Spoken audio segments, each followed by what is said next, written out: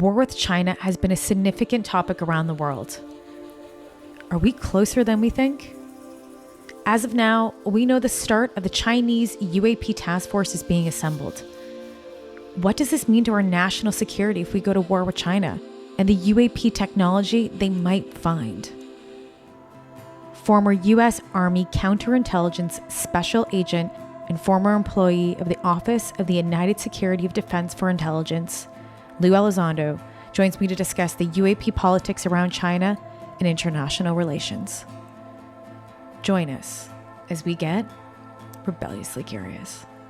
Lue, thank you for being on Rebelliously Curious. I've been really looking forward to talking to you this entire week. So I want to start off with a little bit of a larger conversation around China. So China right now, that we know, there are conversations about going to war. And I want to talk to you and what you think in your perspective. How close are we, and I'm going to use a Game of Thrones reference here, bending the knee to Beijing? Wow. The problem is when we get into a semi-political conversation, we are by necessity, we have to pick sides. And of course, when we do that, we're going to isolate other people in the conversation. But let me give you my perspective. And let me caveat, my perspective is simply my own. My view is not represented or representative of anybody else but me. I'm not speaking on behalf of the government. I'm not speaking on behalf of Chris and my colleagues or anybody like that. It's just Lou. I think we have been approaching foreign politics incorrectly for a very long time. When I say we, I mean the United States, but I also mean other countries as well. There seems to be this notion of zero-sum game, meaning if I take this from me, it comes from you, and you're going to lose something for me to gain, and vice versa. And so when you look at the Cold War and the way the United States was with then Soviet Union, it was an all or nothing chess match. And meaning if Russia gets cozy with this country, that means we're going to lose that country. And if we gain, through trade agreements, access to this country, Russia's going to lose that country. And so there was this, almost like tipping of the scale, who could leverage it enough where it was always in our favor. And that's true on both sides. And it's also true with China, and it's true with many countries around the world. I'm not sure it really is. Diplomacy I don't think it is a zero-sum game. I don't think someone has to lose in order for someone to win. The tensions right now with China are really, really high, and there's a lot at stake. Of course, Taiwan being one of them. Right.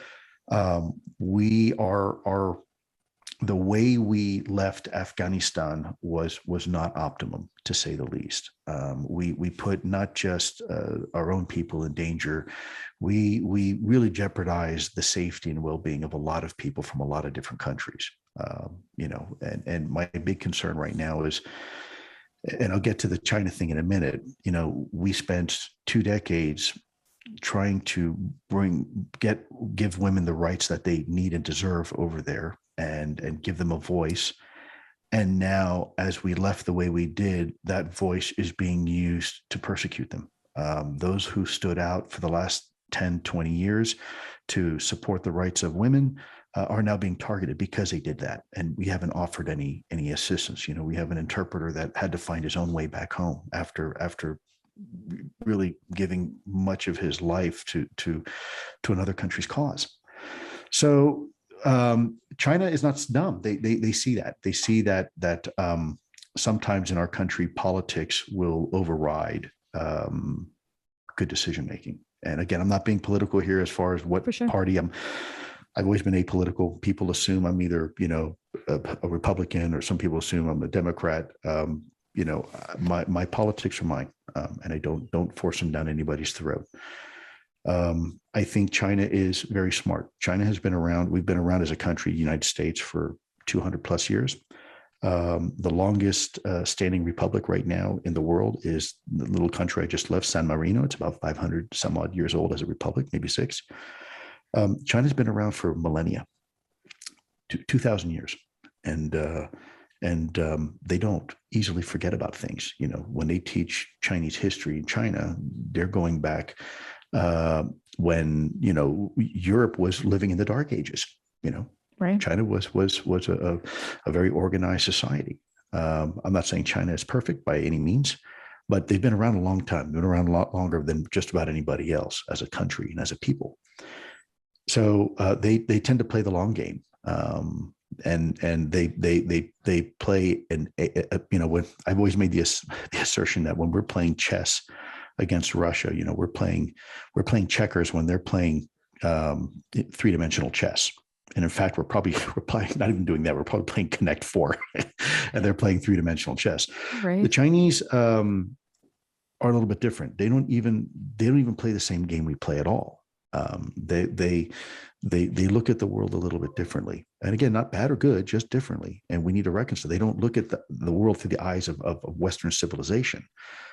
They look at through the eyes of the People's Republic of China. They've been through so much as a people that they've lasted. They've lasted a long time, and so we need to be understanding of that, and we need to understand that the history of China goes way back, and that the people have a strong connection to their homeland. And I don't think it's necessarily. Boy, I got to tell you, Chrissy, what a hell of a great question. We could go on. We could spend honestly 3 hours on this. Yeah, and I wish, and I want to. I wish we could. We're getting close to the needle, and one of two things is going to happen. China's going to take Taiwan. What does that mean for Australia? Well, let's start with what it means for us. Are we going to get involved or not? Well, Do we have the appetite for that, right? We just finished Iraq and Afghanistan after 20 years. Right. Do we have the energy? Do we have the resources? Our economy isn't great right now. Well, and I was going to go into that. Like they're going to be the economical power of the world in 2030. Right now they have a UAP task force too. Yeah. They're researching UFOs just as much as we are. Well, so what is that stuff too that's not public? That's really pretty advanced, and we've got a lot of catching up to do, and that's a problem. Well, yeah. What does that mean to our national security? Like, is the Pentagon and any other officials having these conversations? And what are they saying? What are you hearing from them about them finding that technology? Yeah, Chrissy, and using it against us. There are some that are having the conversation. The problem with our system, our political system here, is that you have politicians making decisions. I'm saying, again, this is, forget about Republican or Democrat or anything. Just the mere fact you have politicians who don't necessarily have experience in military tactics making military decisions.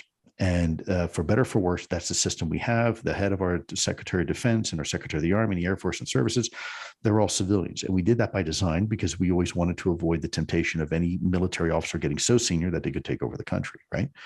But the problem is that there's nothing wrong with the civilian leadership. The problem is when those civilian leaders don't have the proper experience and expertise to understand the nuances of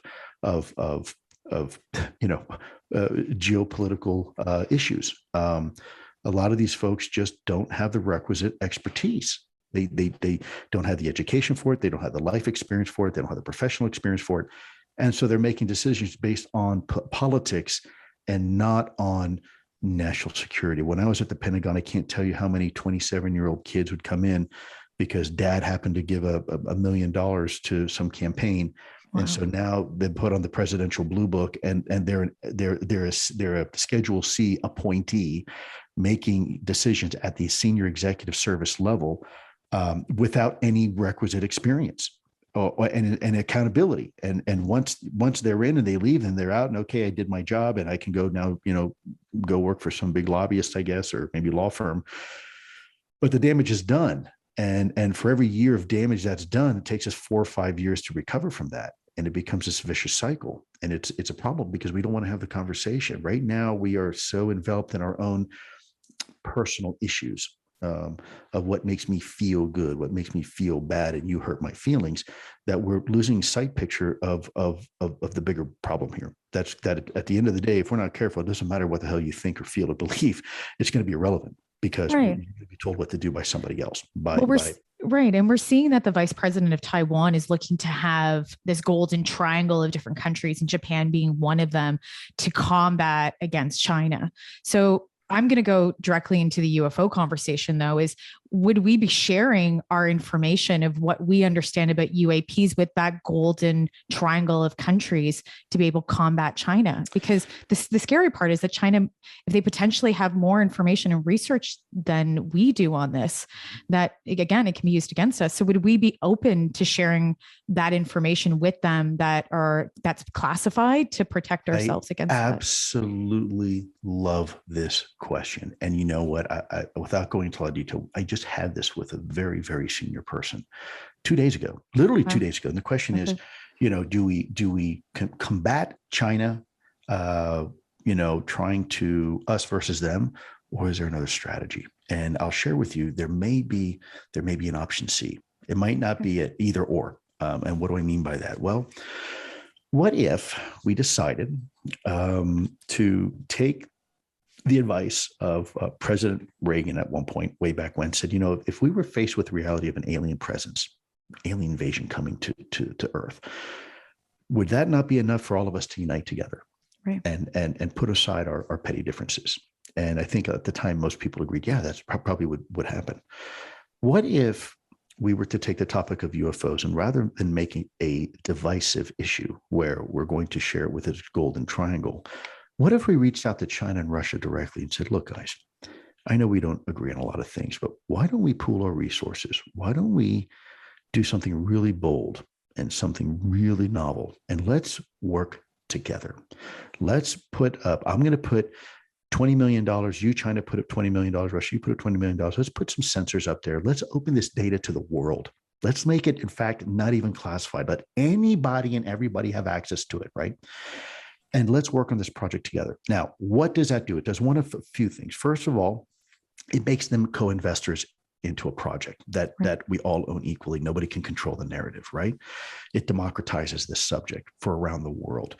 It also does something else. Once they commit resources, now they're invested, right? It's a lot harder to piss off your friends that you're working on in something over here to go and invade something like Taiwan, especially when obviously the interest of Taiwan is semiconductors and their interests over there. It's monetary at the end of the day. Right. Well, what if you could make this even more lucrative than 1,000 times than what the semiconductor industry can do right now? And we say, look, this has a potential to advance our civilization thousands, maybe millions of years of human evolution in one generation. Would you want to be part of that? And maybe we use that approach, and then we don't have to worry about a Taiwan ever being invaded or us being involved or worrying about what Australia has to say, because it never happens, because we're all focused on a much bigger, more important issue. Maybe that's a solution. Yeah. And I agree. Like, you have one of my questions here was talking about space administrations, because how they work together.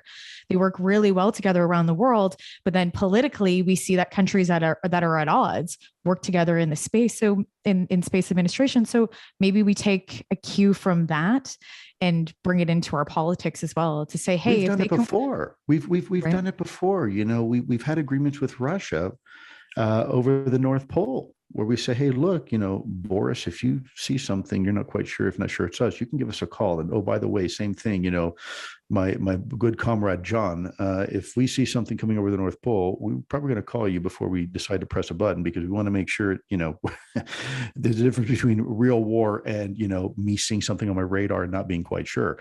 Right. And UFOs was part of that. One of the parts of the agreement was that, hey, look, UFOs are real. We could wind up seeing them on radar and confusing that as some sort of provocation by your side. We should probably have a direct line to each other, just to make sure before either one of us gets a little bit too antsy and presses the button. There are precedences for those type of relationships existing. And there are areas of mutual and common areas, I think, that where we work together. Look, trade is a huge thing. China, the number one trading partner is us, right? We love the Chinese products, and they love to sell them to us, and we love to buy it. That relationship, they don't want to do anything to jeopardize that, right? And our ability to buy their products depends on a good economy. They don't want necessarily us to have a bad economy. They just want to have a better one than us, right? Because we buy their products, right? Right. And so also we owe them a lot of money. And so they don't want us to default on that, right? I'm not saying, again, good or bad. I'm not supporting, defending, or going against. I'm just simply telling you what the facts are, right? So these are the realities. So China has to be very careful too. China knows that the U.S., if really, really, really gets provoked, they don't want that either. And I don't think we ever have to worry about an invasion, for example, of China. The last time anyone really seriously contemplated that was in World War II, and there was a very senior level meeting with the Japanese, and someone famously said, "I fear that behind every blade of grass there is a rifle." That has kept us, to some degree, here in the United States, free of any type of really World III type invasion. Doesn't stop necessarily a nuclear strike, but there's other proxy ways to go after a country. There's economic warfare, for example, right? Mm-hmm. There's other asymmetric things you can do besides just invading a country. I don't think we have to worry about that. What we do have to worry about is a lot of our interests being impacted and affected. And worse, our word. We tell countries we're going to stand up and we're going to stick behind you. And then we do something like the way we did in Afghanistan. And it sent a very clear signal to the world. Right now, Taiwan is really nervous. They're like, whoa, wait a minute. We're just a few miles away from mainland China. And we've been talking a lot of rhetoric, talking a lot of smack, as we like to say, right? Because we had Big Brother standing behind us, but now we're not quite sure if Big Brother's really going to have our back, right? And that's a problem because it affects our credibility in the world. The reason why the dollar is the dollar is because people have faith and confidence in our country and our economy. But that's not guaranteed. That's not given. That's not fair. That has to be earned. And every time we make a poor decision, that hurts us. That hurts our place in what we're trying to achieve. And also, I'll tell you too, we've done a lot of dumb things too as a country. I mean, we haven't always been very nice to our friends and neighbors. So that's also problematic. And this is where the world of diplomacy comes in.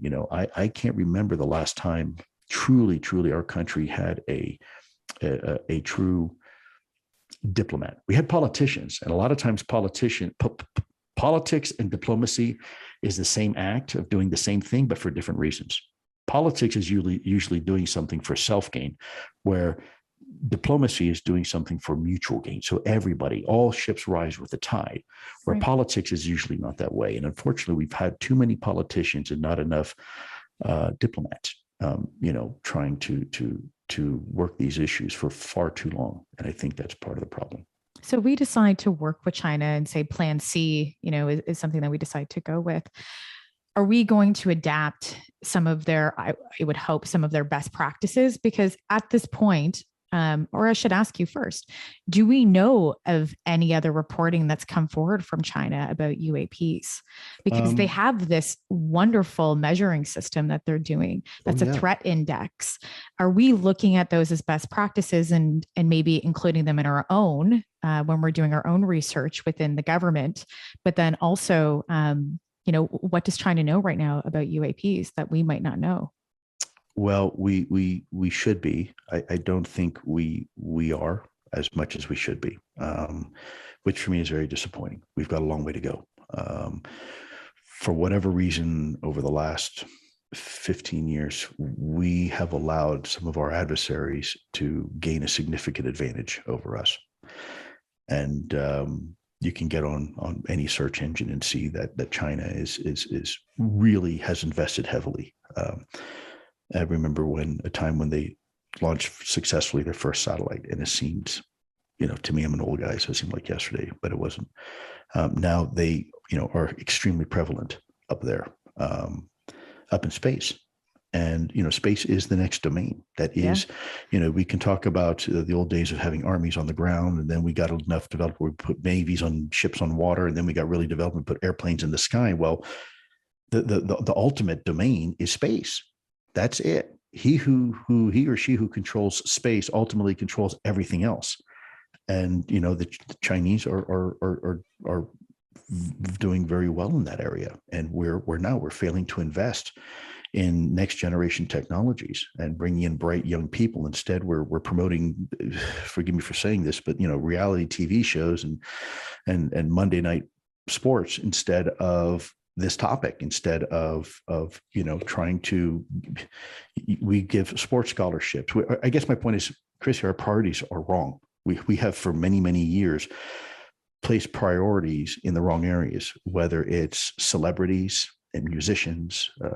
Some of the richest people of the world are people who sing. Well, that's great. You're a good singer, but what are you contributing to society? What are you doing? Every time you get on the media, there's all these glamorous photos of these people when we got a serious problem on our hands. Yeah. We are a nation of ignorance. We're not having the conversation. We're just not having it. And, I part of that issue, I will tell you too, truth be told, it's a double-edged sword. For as wonderful as social media is and the wonderful things it can do, it can also be very, very destructive. And people out there's a lot of people that it becomes, it becomes the primary motivator for a lot of what they do. I have 2 young daughters, and I'll tell you, I saw it myself, and my daughters watch these YouTube videos of these self-help makeup and cosmetics people, and they would get so engrossed in it, they'd spend 5-6 hours on it every single day, and they'd have to go out and buy that next product. And I say, guys, you realize that's not beauty. Beauty's here. This is beauty. That's not beauty. That's cosmetics. That's an industry, and they're trying to sell you something, and it's working. You don't need to buy cosmetics to be beautiful. I mean, don't get me wrong. It's nice and lovely, but that shouldn't define who you are as a human being. This defines you. Your heart defines you. Everything else it's just a shell. And right. I think we've got a long way to go, Chrissy. The UAP topic is something for me very near and dear, but it's not the only thing. And I don't think it is and it shouldn't be for everybody else either. We have other issues we have to take care of, like you said, with China. Like I said, we need to arm our citizens with information and then let the citizens decide what they want to do. That's a real democracy. But we have absconded so much, and we have forfeited so much of our rights and privileges out of whether it's sheer laziness or who the heck knows. We're allowing people to make decisions on our behalf that aren't qualified, nor do they have their best interests on our behalf. And somehow we're okay with that. Just, feed me more MTV and feed me more of what I want, give them circus and bread. Are you seeing that globally as well, though? Absolutely. Well, yeah. You know what? It's not just North America. Yeah. Not to the degree I see it here. There is an extreme amount of materialism here. And I'm not saying that's good or bad, but we need to recognize it and we need to tame it. We can't let it control us. And everything we do, I cannot believe the hypocrisy that exists right now. And it does impact the UFO topic too. But the hypocrisy that I see is far more insidious. I see the hypocrisy to the point where we don't even realize we're being hypocrites from every single one of our politicians, from every single one of our elected leaders. It's do as I say, not as I do. And that's a problem for me. I have a significant issue with that. So I want to ask you this then, Lou. Where do you see yourself then? Because you're taking this to the UAP conversation internationally, and you've been traveling internationally talking about this. And, and we're saying, next year, starting now and longer, we'll probably have more of an international conversation around UFOs. So where do you see your place then on that global stage, in the future? God. Where would you like it to be? The Lou answer? Yeah, or both. I love both. Both. Where is it going to go? Where do you think it's going to go? And where do you see yourself in this? Yeah. Well, where I would hope to see myself would be completely retired and no one ever knowing my name or who I was and just disappearing into obscurity. I'm a very private person, despite being, public to some degree. That's not how I am. I've lived my entire life and career in the shadows. Right. I prefer my anonymity. In some cases in the past, my life depended on it in the jobs that I had. But that's me personally. My hope is that I can get this to a level where it has its own momentum and continues to build and get bigger and bigger and better. And, I've often said, I'm not qualified to take this effort over the finish line. I never was. I was never that guy. And I know people, kind of think I am. I'm going to keep running the marathon until someone picks up the baton, and I'm not going to quit a moment sooner. But I'm not the guy to win the race. I just started the race. And my hope is that we will continue to work together collectively as a team. People like you and your audience that are part of this effort, they're equally just as important as what I'm doing. The only difference is that I happen to have a camera in front of my face and they don't. But every time they get on Twitter and every time they read an article, every time they write a letter to their representative or the elected official, or they have a conversation around the dinner table or the water cooler, they're making a difference. They're making a change. People are becoming aware of the reality of this topic. And that is important. I can't do that. I can get in front of a camera, and I can say a few words, and people might or might not listen. But it's the proverbial army that's behind us in this topic that's making a difference. That's why Congress is paying attention, not because Lue Elizondo said it. It's because their constituents are now saying it, because the media is saying it, because other individuals in the government are saying it, because people in other countries are saying it. That is the beauty. That's what I marvel at, that I can sit back and go, wow, unbelievable. I cannot believe the momentum this has on a topic that they tried to bury and crush and destroy for so many years. Yeah. And I can even ask you then too, like there's so many people formerly that have worked in the government that have been helping to declassify UFOs and what's going on. Are you working with anybody now internally in the Pentagon about foreign relations? And if so, who? Wow.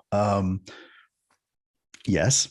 I won't say who. It's not up to me. It's just like with the, recent book that Jim Lakatsky put out. I spent 4 years never mentioning his name because he told me not to, and I respected that. Yes, I am. We talked about this being for the first 3 years, 3.5 years. It's been mostly a defense and an intelligence conversation.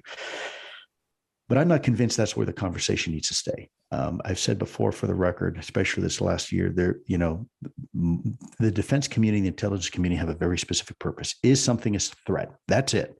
I don't want them involved in anything else that's not involved with that question. There are other organizations, the U.S. State Department, for example, could really help now this conversation, engaging the Foreign Relations Committee in Congress, saying, hey, we see the draft language. We need to work with foreign allies. What are you doing about it? Nothing from Secretary of State. Nothing from damn right. Yeah. And Congress, the Foreign Relations Committee in the Senate and the House, and they need to go and say, hey, State Department, you see this? You've seen the news. What are you doing about it? Because I want to know. And nothing. Don't tell me you're not doing anything. Yeah. Don't tell me you're not doing anything about it. I want to know, what are you doing about it, and who are you doing it with? Exactly. And where are we going? And that is where the conversation needs to go. That's part of phase 2, getting a much more comprehensive level of support and endorsement behind this.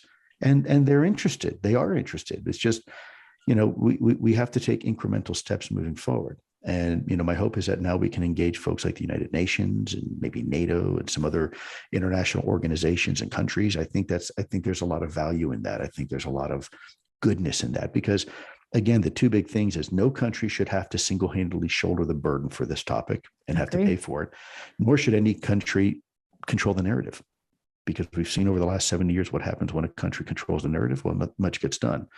So we need to democratize this conversation in a way that, because it affects everybody globally, why not bring the global community into the conversation? And you're going to lead me right into the conversation about United Nations. Sure. ICER and all these other groups are coming together to talk about, having UAPs as a formal conversation with the United Nations. Where are we on that? And I believe San Marino plays a place in that as well. But can you talk to us about how close you are and how close we are to having the United Nations represent the UAP? Yeah, topic? I mean, you're absolutely right. I mean, there was an effort in 1978. Sponsored by Grenada. Right. Unfortunately, it didn't make it to the finish line, but it was a hell of a great start. Our intent is to learn lessons from both their successes and failures, and that's precisely what we want to do. And go to the United Nations and say, "Hey, this is your job, okay?" And lest we forget it, if you don't feel like doing your job, then we'll put somebody else there to do it. But that's your job, and the United Nations is there to represent the will and the interests of the world, and this is a topic that involves all of us. It's not difficult to create an international body. We've done it before for many other things, whether it's climate change or anything else. So why not do it for this topic? And the part of the justification is, look, do you really want Pakistan going to war with India because one of them happens to have a UAP over its nuclear site and it's confused as a provocation of war by the other side? Do you really want that? Because if you do, you're setting yourself up for exactly that scenario. So we should probably look at this collectively and start really trying to figure out what this is and what this means to our species. Yeah. And this whole thing right now, too, about Robert Salas that is coming out currently in the news and him holding a press conference on, I believe, this coming Tuesday. I'm going to ask you your thoughts on that, too, because it totally goes into our national security. Did ATIP know during that time that this was going on and that the stories? Okay. Yeah, we did, Chris. And by the way, I got to tell you, this is one of the best interviews I've had in a long time. Really, really thoughtful questions. I want to just take just a second to thank you. Honestly, I feel like I'm being interviewed either by CNN or something like that. Super elevated questions. So Thanks. Hats off to you. Yeah, ATIP was aware of the nuclear connection. We really owe a lot because there was a lot of information we didn't have access to, and it turned out that Robert Hastings did. He did a fantastic job in his one book about the nuclear connection, and we were able to validate and substantiate exactly what he was saying through intelligence reporting. So he was right. Not only was it good and accurate, but at the end of the day, it was helpful. In some cases, there was a little bit of information we didn't have that he did. And then in other cases, of course, we had some classified information he didn't have, but it helped us paint a little bit more, fill in the blanks, if you will, right? Think of a mosaic or a jigsaw puzzle. And his book definitely helped, place a couple pieces into the puzzle. Actually, because of him, I was able to interview some people that I didn't even know existed. And so it was very helpful. Wow. Thank you for I wasn't sure if I was going to ask you that, but glad. Chrissy, you know the rule, man. You can ask me anything you want. There are no rules. You can ask me whatever you want. It's one of my favorite things about you, Lou. And I love that you're an open. Well, it's sure not my looks, is it? Yeah, it is too. This is as good as it gets. Get out of here. So I want to ask you too, has any other foreign adversary contacted you about UAP issues at all? I wouldn't be able to discuss that. It's a great question. But that gets into a little bit more of counterintelligence and security. And, if that were the case then there would be an interest by the United States government to figure that out. So I don't want to, necessarily want to do something that may interfere with somebody else's job. What I will say is there's definitely interest by foreign governments, particularly in some cases, foreign adversarial governments. But shouldn't be surprised. I mean, it's an important topic. And, a lot of these adversaries have known for a long time the topic is real. And just now the U.S. is kind of, coming to the game a little late. So they probably want to know what we really know, what our true intentions are, and all the good things that foreign intelligence services want to know. And are you briefing other countries right now around the world? Because I can imagine that tons of people want to know this, and they have their own data, and their own governments have their own information, but they don't know what to do because they don't have the tech to analyze this or the ability to. Are you becoming that forefront with globally as someone that is going to be briefing countries around the world? Chrissy, I would never want to talk about or reveal information about a third party without their consent. It's a bit like, when someone comes up and they say, did you have that conversation with Joe about, XYZ? Probably talk to Joe, because I don't want to, like, if you and I had a conversation about something, hypothetically, you and I were married and we had a conversation. Someone said, hey, did you talk to her about so-and-so? Did you tell Chrissy about this? And I would say, you know what, you need to talk to Chrissy about that because it's not my business I can't answer on her behalf. Now, if she gives me permission to, then absolutely we'll talk, but I'm not going to speak out of school simply out of respect. foreign countries are no different than people, and some of them want their privacy. Some of them really don't care. It is a bit of a hot button topic. So right now, countries are coming out of the shadows, little by little. Think of a groundhog or a prairie dog just poking its head out of the hole just a little bit, right, to kind of look around. Right. The last thing we want to do is scare it till it goes back in its hole for another 50 years. We want to encourage it and coax it out. No, it's okay. Come out to the sun. No one's going to hurt you. There's no animals with teeth out here. We're all friends. And so I guess I'm going to politely pass in a roundabout way on that conversation. But I suspect I think you probably know the answer to that. I'll leave that be. The last thing I want to ask you too is your thoughts on, because you're known as a whistleblower, but whistleblower can mean many different things. What is your thought? And I've asked this to other people as well. What is your thought on the term and what it means to be a whistleblower? Well, and are you one? Because the one thing I'll say is that whistleblowers, I should actually ask you this. Do you think whistleblowers are positive? I think the act of whistleblowing is absolutely positive if there's malfeasance. But how you do it is the important thing. It's not just blowing the whistle, but you want to blow the whistle in order to better the system. You do it because somewhere something is going wrong and you have to fix it. Let me give you an example. Toyota manufacturing. They had on their assembly line a red button that anybody on the assembly line had the power to push and stop the production. Now, keeping in mind, millions of dollars a minute are lost when you hit that button. And yet they enabled every single person on the line to hit that button when they needed to. Why? Because if there's a problem, they didn't want that problem to propagate and perpetuate over and over again into many, many cars and cause even a bigger loss, right?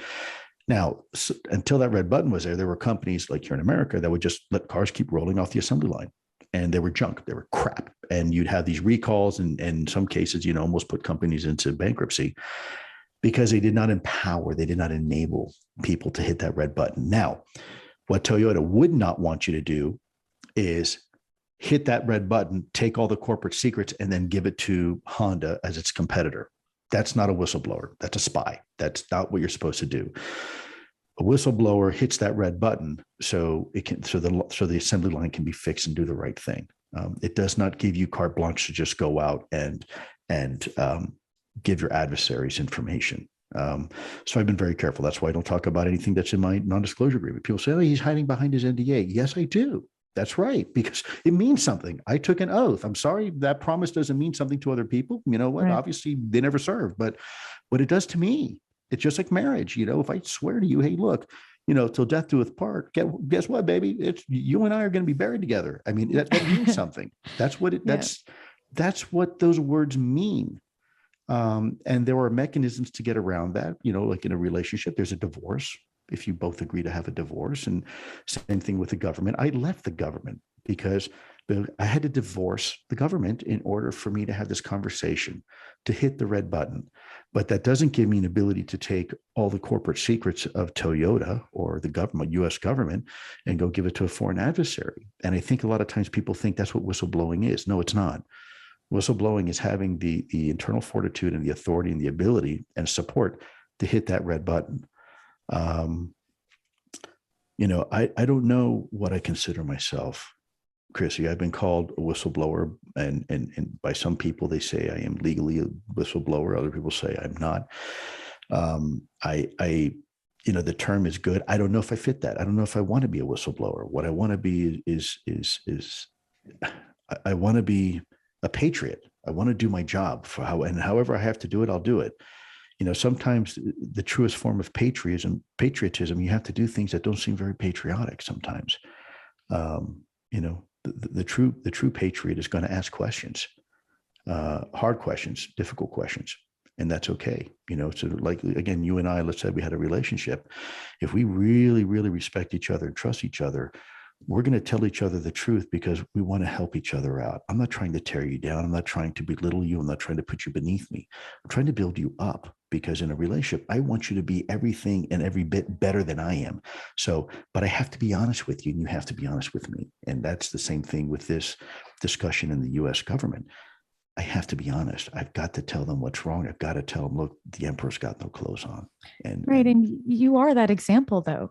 Do you think that more people within the government are going to follow your lead in the future and be this representative, because you are a representative in the UFO community in the voice? Well, they are. You have people like Christopher Mellon who well, but more, right. Oh gosh, for sure them as well. But do you think in other topics outside of the UAP that people within government are looking at you as an example and going, you know what, this is something, and even maybe the government going, maybe this is something that we should do, because we need to be transparent. And that's always the issue. On the inside that have definitely picked like up saying this is a good way to go. There's a coalition of the willing for sure right now.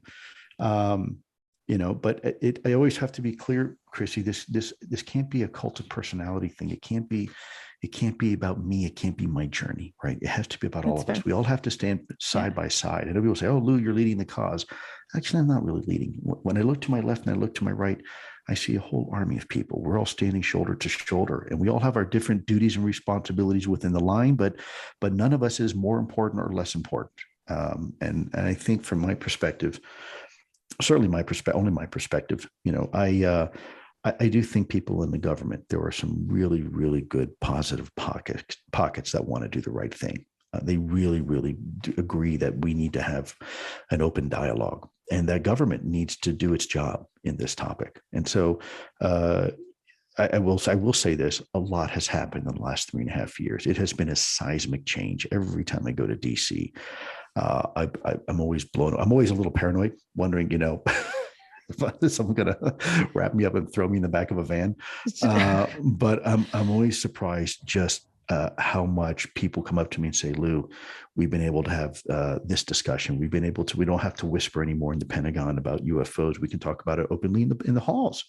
And it's like, yeah, no kidding. Yeah, it's like totally normal now. And we have briefings, and we have these dedicated spaces, virtual spaces for analysts to collaborate and talk about it and analyze video and pictures and reporting. And there's collection requirements. So the mechanism is beginning it's being built and is starting to run. And I think for me, that's very encouraging. Yeah. And I said I had one more. Now I have my actual last question. Sure. Let's see. I'm a Gemini. I like long walks on the beach. Okay. Do you ever wonder, because we had the disinformation campaign, during the early 60s, do you ever wonder at home or anywhere by yourself if you are a pawn in something current? I'm sorry, Chrissy, one more time. I apologize. I was being told about a time check. I apologize. It's okay. I'm like, do you ever think that currently that you might be in a disinformation campaign, like you're a pawn in it? Do you ever? Every day. Sure. Every day. Yeah. I got to make sure I'm getting fed how do you fact check that you're not? Well, it's not as simple as just saying it's a fact check. You're always fact checking. You're always looking over the data. You're always looking at people and their intentions and why is this person coming to you, right? I've been in the government long enough to recognize when there's an information what we call IO, information operation occurring. This is not the case. You don't. If you're doing an information operation, if it's legal, then everybody in Congress is going to know, because you have to report that, and the same when your leader. So the Director of National Intelligence, Director of CIA, the Secretary of Defense, and the members of the Senate and House are not going to, they can't be fooled. It's illegal. Now, if you're running a rogue operation, disinformation operation, sure, that can happen and you're not supposed to, but you can lie to Congress and your leadership, but you're going to go to jail, because you can't do that forever. The truth will come out. You will be not only fired, you will go to jail, and it's criminal. And I'll be the first one to, if I were to ever find that kind of malfeasance, I will get to the topmost of the highest hill and I scream it from the top of my lungs. No, I think there has been some disinformation in the past. But I also think that the UFO community is its worst enemy. They find a conspiracy behind every rock. And That's not helpful. It's really not. We need a fair, rational-minded conversation about this topic. And the last thing, somebody who's first coming into this community for the very first time, and they walk in and they see the absolute landmine of agendas and interpretations and narratives and emotions. I don't think that's helpful. We have all these little different encampments of, are you this kind of person? Do you follow that person? Do you follow this person? Do you follow that person? We shouldn't be really following anybody. We should be following all of us together. We are a community. And I think therein lies the strength, and therein lies our success and victory ultimately. I've had people come and say, yeah, I wanted to learn more, but I didn't know where to start. And all of a sudden, next thing I know, I got, people trying to charge me X amount of dollars to, go on a camping trip and see a bunch of lights in the sky. Yeah. I'm like, well, is that good or bad, Lou? Should I do it? And I said, well, it's your hard-earned money. You do whatever you want with it. I'm not going to tell you yes or no. My other concern is that people are trying to control the narrative and own the narrative and then profit from the narrative. I can't tell you how many people come to me and, will say, well, this person charged me this much, this person charged me that much. I've even been accused of it. And I'm like, look, I don't even charge. I don't know what you're talking about. I've never charged anybody for a penny for anything. If other people have, that's on them, but not me. Even with the Discovery Channel thing, after 2 years of filming, 7 months nonstop each season, I made enough money to buy a fancy lawnmower.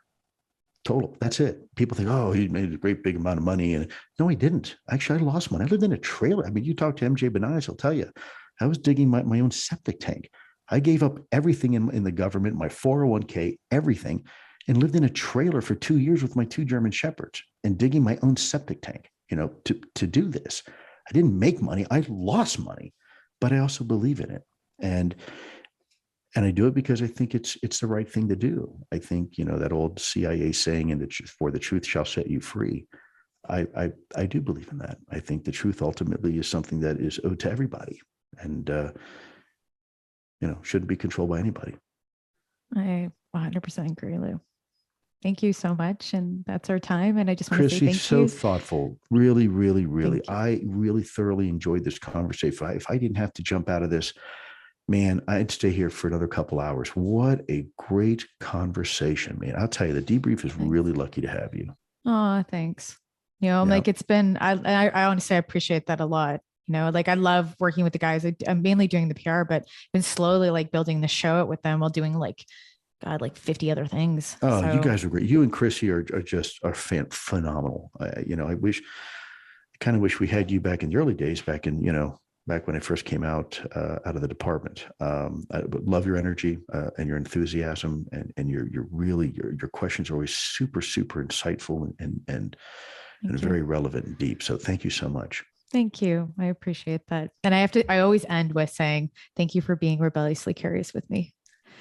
You got it. Thank you for having me. Until our next discussion.